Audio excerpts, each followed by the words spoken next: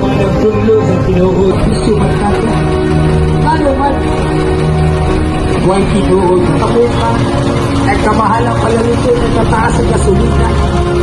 Nakasulat. Katulang lamang ng alagad sa Diyos. Iminiwan ang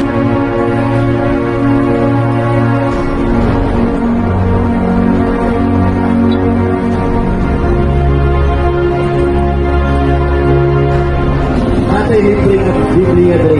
Wala ni bayad. So ang pulong sa Ginoo, ang pagluwasan, wala siya bayad. Apan, kaya wala ang Espiritu ng Igsoon na naghahatag o kinabuhi, wala katapusan ka na to. So,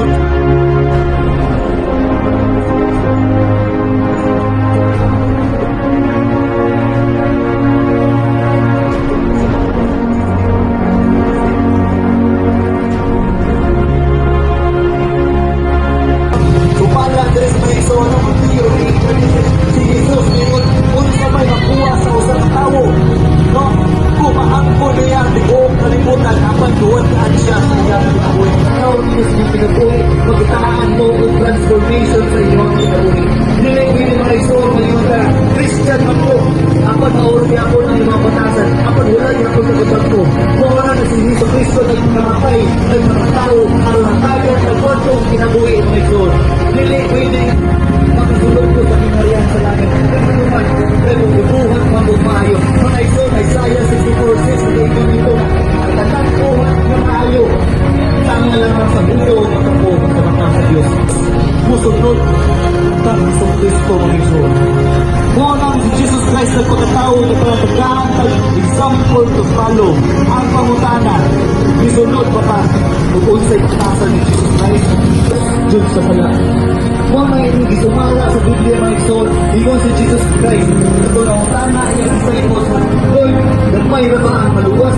Si Jesus Christ na ingon, paningkamot na makasulod ka sa kinalayan sa langit, ay daghan mo sulay, apan mapalpas, kanuman. O ito, kanuman. Kaya mga tao karon gusto mo buhat o pagpapasala. Pero ang suma, at gusto sa ginawang soul, 100% ay mga pagtulog ng saling. Kaya tinawag ka na kayo pagtulog ng saling ng Kristo. Musunod ka po sa ito. Sulti niya pagtulog sa Panginoon. Wala nang money today. Parang pag-work ka o pag-promote o religion. Ang money today para i-promote ka sa Jesus Christ. Wala nang ilahin i-promote today ko sa Jesus Christ lang. Tinagan kayo na daw ni Jesus Christ. Pero ang pangka na isulod ko dito ha. Huwag na kong pangka na. Dali makita mo makasulti na. Sige mausip pa. Mga ison, useless ang mga religion. Wala kay reaksyon sa Ginoo.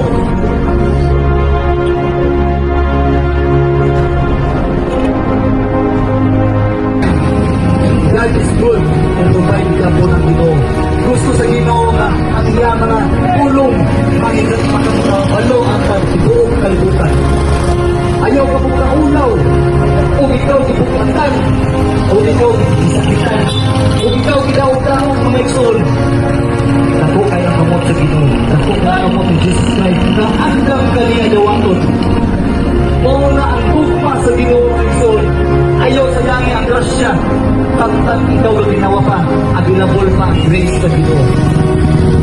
Ang pagpalit sa Ginoo, ang ako namatayon, just like thief in the night. Sama sa usang katawatan sa gabi, Nixon. Ang pangutana na, makabalo, rin na sa mabot ang kawatan. Wala. Hindi na ako sa mga matayon. Huwag kang kabalo. Ano sa nakapatupang sa Ginoo. Wala ka ron. Ang adlaw sa kaluwasan, dili umak. Ay, bakit ang satanas na huwag mo, ugma na mo mag-inulsol, ugma na mo magulwang sa Ginoo, ugma na mo usulog sa Ginoo, dakot na yung pagkat ni satanas na ison. Ang ingon sa Biblia, ako kung karoon ang lubog ka sa pulong sa Ginoo, Jesus Christ. Repent mga ison, wala lang sa butanan. Hindi na ninyo nalog sa iwa pa sa butanan. Ang repent pa sa mga ison, ang pagpagpo sa una-una mga ison, muna iwa, repent of your sins, kung tunga yung mga una-una, di ka sa sala. Ako bautismo ko sa ngalan ni Jesu Cristo. Ako bautismo sa ngalan ni Jesu Cristo my Lord. May dapat makadulog ka sa pulong niya. No? And then, for the forgiveness of your sins. And sa Corinthians, for the sin alone gives eternal life. At ayun sa